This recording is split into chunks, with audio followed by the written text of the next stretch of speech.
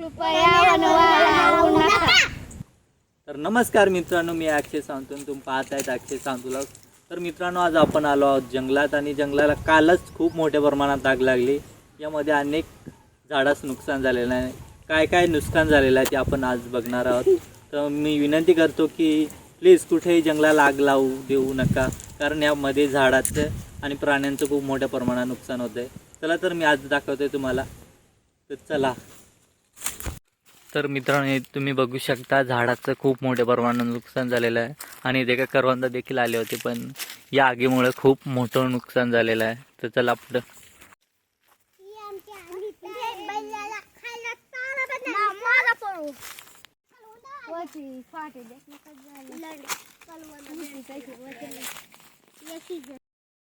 तर मित्रांनो, ज्या ठिकाणी बघाल त्या ठिकाणी नुसतं आग लागलेली आहे, म्हणजे सगळीकडे असा काळसट दिसतंय. हे बघा,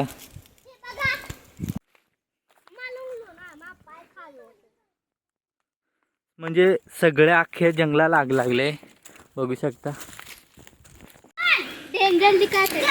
तर गाईज, ही बघू शकता अजून आग चालू आहे. झाडा अक्षरशः पेटून गेल्या सगळी. तर गाईज, हे काळ दिसतंय ते सगळं कालच्याच आगीमध्ये एवढं झालंय नुकसान. हे बघू शकता, ज्या ठिकाणी नजर येईल त्या ठिकाणी सगळं पेटलेलं दिसल. तर मित्रांनो, तुम्ही बघितलं असेल की जंगलाला किती मोठ्या प्रमाणात आग लागली आहे. ज्या ठिकाणी बघावं त्या ठिकाणी काळसर दिसतंय. म्हणजे तुम्ही विचार करू शकता, या आगीमध्ये किती प्राण्यांचा जीव गेला असेल आणि किती झाडांचा नष्ट झाले असतील.